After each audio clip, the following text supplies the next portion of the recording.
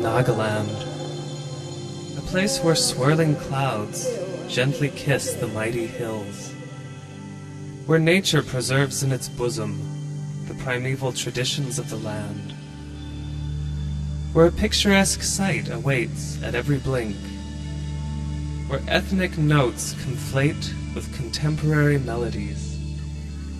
That's Nagaland for you, a vibrant hill state in the northeastern corner of India.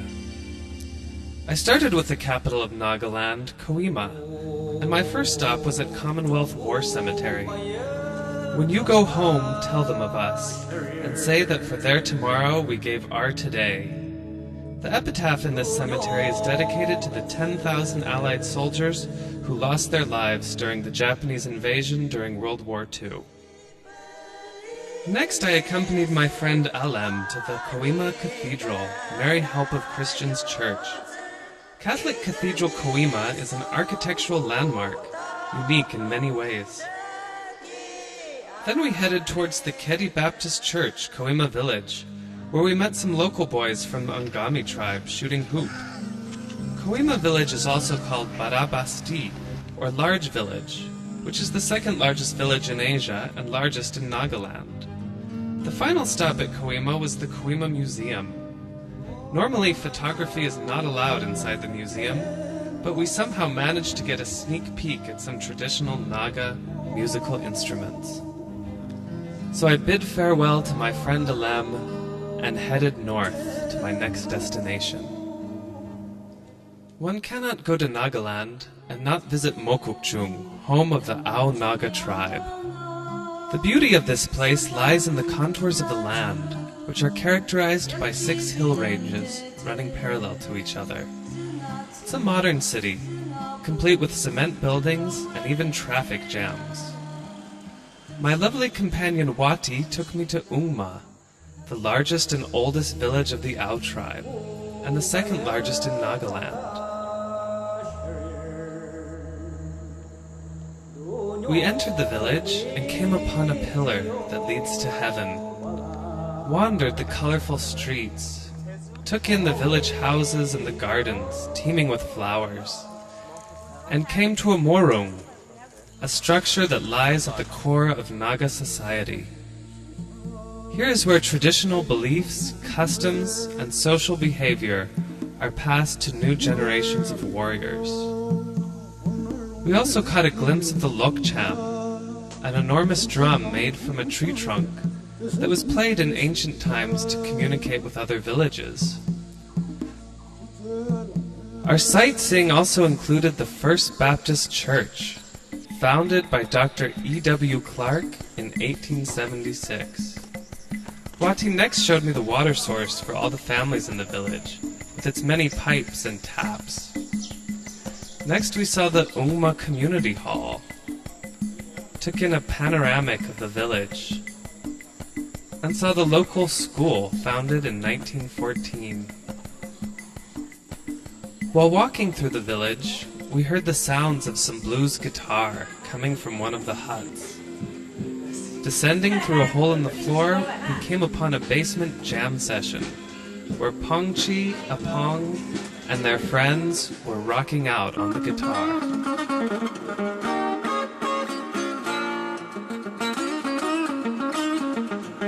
The family gave a warm welcome to their surprise visitors, and even gave me an impromptu sewing lesson.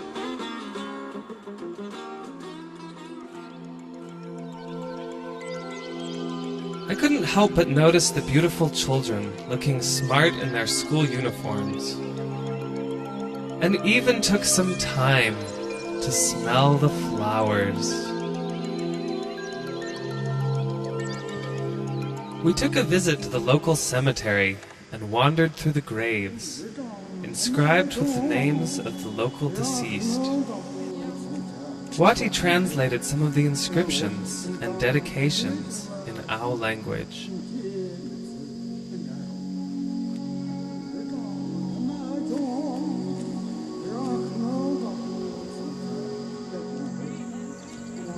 Wati next took me to the local park, where we saw fearsome, stinging caterpillars, and took a few spills on the Naga slides.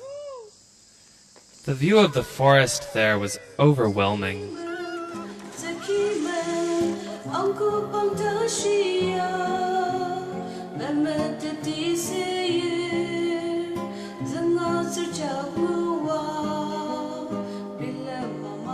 As we moved out of the park, Wati suggested a stop in the village of Setsu. There I was introduced to some of the local villagers, including Wati's grandmother, who offered me tea and their cat. She taught me an important phrase in our tongue, Kanga Pilar, which means thank you.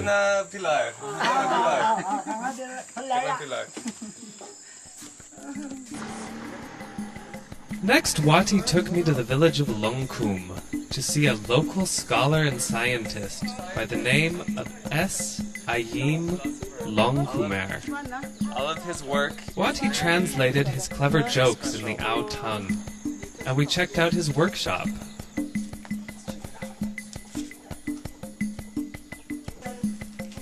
We had to enter through a small handmade door and follow a tunnel to come upon his laboratory. Dust. It had all the makings of mad science. It's all handmade. Mr. S. Ayim Longkumer seemed capable of cooking up anything in his workshop lab, from traditional Naga crafts to scientific instruments to sofas.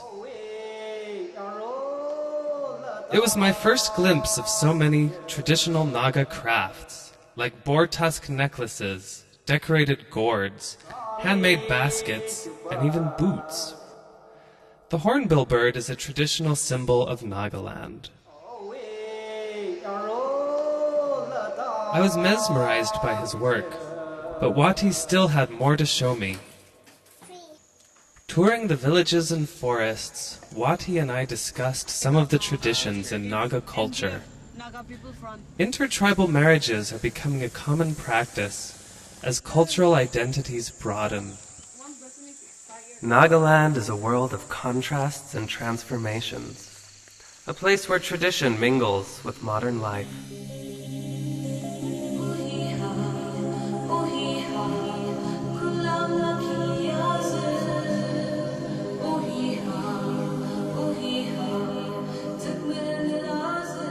Wati then led me to a mystical Naga staircase known as Longlangba.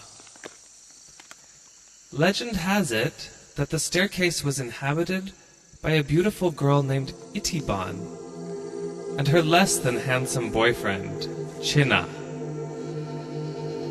We could see their bed, their footprints, and even their butt prints. Chena and Itiban, the Romeo and Juliet of the Aos.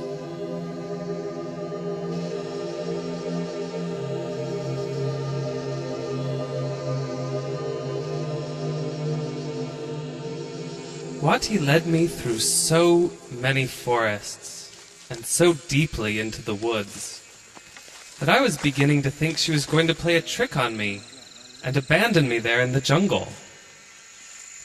Fortunately, I was able to retrace my steps and get back to civilization.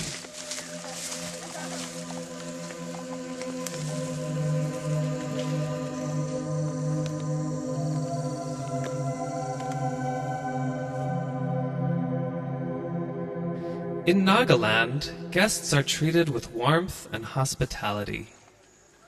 When we saw a group of elderly men deep in conversation, we waltzed right in and joined them.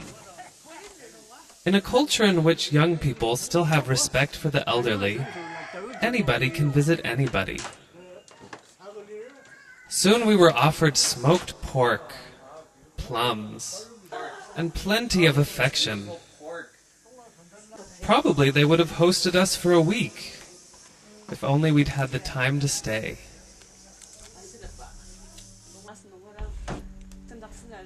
We sat entranced as a beautiful elderly couple, known only as Otsula and Opu, or where Grandma and Grandpa sang us a traditional love duet in Ao language. First, Atsula sang her part. Then Opu picked up where she left off. This back and forth is typical of Ao musical culture. I was captivated by Atsula's jewelry and Opu's handmade shawl. When we got back to Mokokchung, it was Wati's turn to hum a few more numbers in Ao tongue. Tsukumi and Akum Lidang.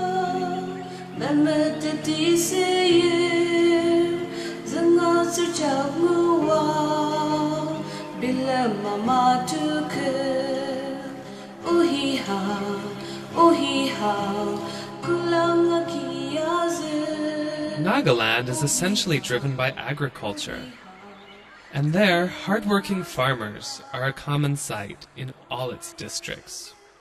On my way to the village of Mopongchuket, I passed many hard-working village people, happily going about their daily chores. Mopongchuket is a village within Mokokchung district, and also happens to be one of the cleanest in northeast India. A cook told me the village was founded in the 10th or 11th century. He took me on a whirlwind tour of the sights the village had to offer. Potentially hazardous hanging bridges, the Sumkotanem Lake, and finally, on a walk through the trees to a local sculpture garden. These modern sculptures seem to reinterpret the traditional motifs of Naga art: hands, hornbill birds, and family members expressing love. Above us, the time pillar seemed to soar into infinity. The origin of the village's name, Mopongchuket, is based on a tale associated with the fan palm leaf. Together we took a stroll through Langrentenem Park with its traditional bamboo morung and shaky steps.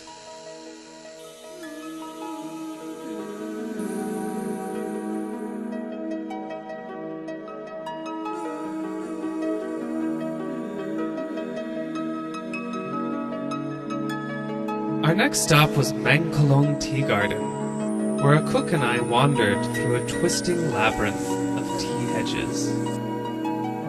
Before leaving Mopongchuket, we visited a church where a choir of elders was singing church songs in Ao language. Singers such as Chunumula and Toshi Minla sang us a hymn entitled Isu Ano Arotaki. Over 70% of Nagaland's population is Christian, and its influence is seen in the contemporary music. We also stopped for a delicious supper of pork, greens, and a hot chutney made out of ghost pepper, prepared by a cook's family. After dinner, I enjoyed a drink of misimchi, the local rice beer, and picked up some traditional Ao dance steps, and passed on a few moves from American square dancing as well. The day ended with an enchanting sight of the sunset in Mokokchung. The next day, we set off for the domain of the Konyak tribe, a remote area known as Mon. It is bound on the north by Assam, on the south by Twensang district, on the east by Myanmar, and on the west by Mokokchung districts of Nagaland. Mon is a place lost in time and space, where children still travel to school on piggyback.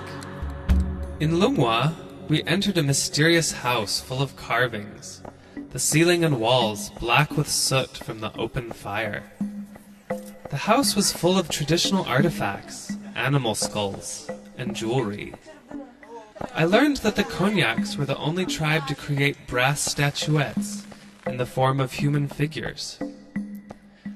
Next, we visited a Konyak chief whose house lies on the border between India and Myanmar. The chief and his wives cook dinner in one country and sleep in another.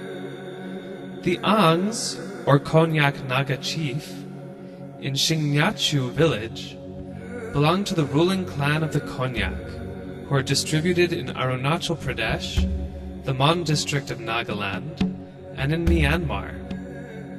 Powerful Ongs or chiefs rule respective villages. I took some time to see some of the other sights in the village, eerily covered in fog and mist.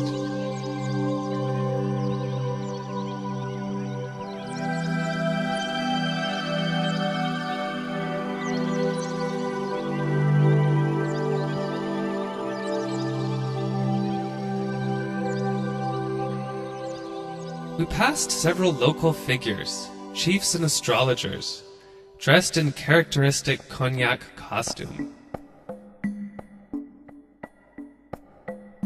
It seems everyone was working on something.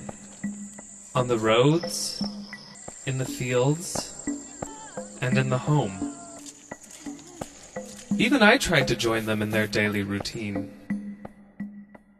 In Shangniu, we went to the spellbinding Morung, famous for its ghostly collection of animal and human skulls, relics from the days of headhunting. All good things come to an end, and so did my trip to Nagaland. I was physically transported back to the bustling streets of the city, but my heart still lingered on in the mystic woods of Nagaland. I remembered the famous words, "The woods are lovely, dark and deep, but I have promises to keep, and miles to go before I sleep, miles to go before I sleep." 주여 보소서 아이가